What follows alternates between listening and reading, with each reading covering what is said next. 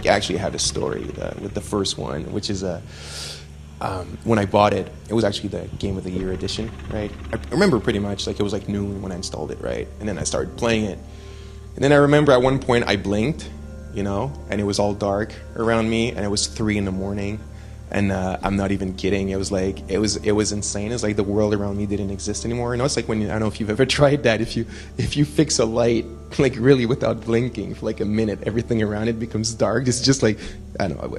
I try weird stuff, but that's what it was. Like, it was that screen and nothing else around it. It was just, and I just kept talking to everybody about that game. They needed to play it and everything. Our game director, Jean-François Dugat, it's like he's really.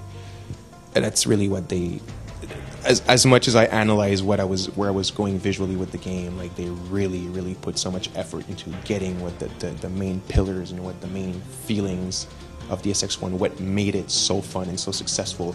And one thing was for sure straight from the beginning, we were such big fans and so respectful of the franchise that we said no matter what we code it with, you know, what our vision of the game will become, that core has to retain the exact same feeling. That's what it is. We're really putting a lot of effort into making sure that it's as much a PC game as it is a console game. It's really not, we're not taking the PC version lightly one bit. We need to make it work on both sides, and we're fully committed to both sides, and it's going to be great, and there's no such thing as like, it shouldn't be on console, it's like, dude, it'll be great on PC, and it's going to be great on consoles, and those things are expensive to make, man, you know, like, you know what I mean?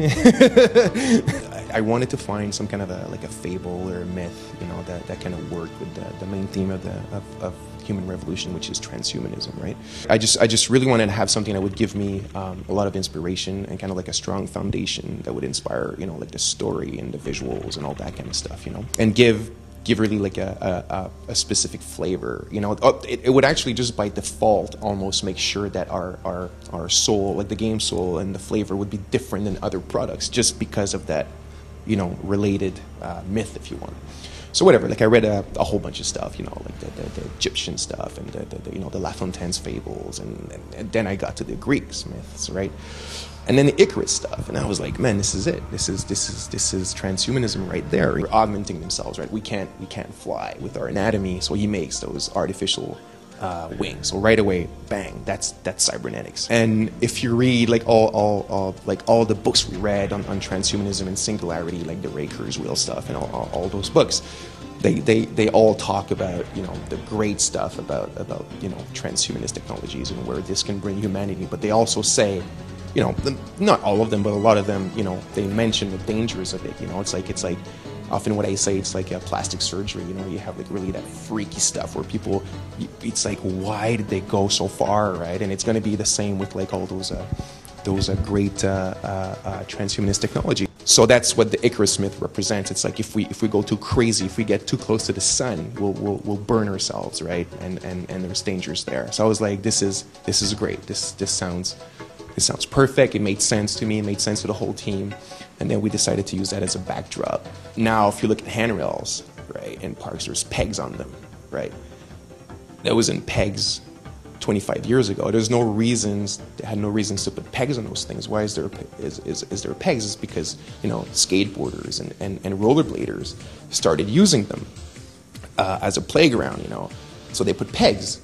So I was trying to imagine if we're in a world where people are stronger, and not everybody, but, you know, a certain percentage of the population, they can jump higher and they can run faster and they're stronger than people and they're smarter. How would this affect our environment? How would it look like in an airport, right? Where now, you know, with all the security stuff that we already have today, if we're in a transhumanist world where, you know, some people have chips in their brain, you know, weaponized stuff or whatever, or not, because it might be legal, but some people might still have them or whatever. How would it look like in an airport? Where it would be like a thing on the site for that, or would it be integrated to what we know today? What would those icons and what would those signs look like in a transhumanist world? So getting into all that thing. So yeah, just the everyday life stuff, you know, also was really fun to try to come up with ideas for that, you know, as much as the social and political and psychological and everything. One of the sentences, one of the quotes that we wrote and that we use in the story is, it's not the end of the world yet, but you can see it from here, you know. And then a couple years later, well, then that collapse happens in the story. And when a collapse like that happens, that you know, you can't afford the same things anymore, you can't manufacture the same things anymore, and then you have, you know, a recession, and then people can't, even if they're there, the products, they can't afford it, and then you lose your jobs, and you know, there's a lot of what's happening right now also, you know. And a lot of people saw the signs and then they didn't say anything, and they wanted to ignore it and everything. So that's kind of how we're spinning this kind of golden era thing within a dystopic environment. And right before the crazy, like, dystopian collapse that brings you into the darkness of the SX1, basically.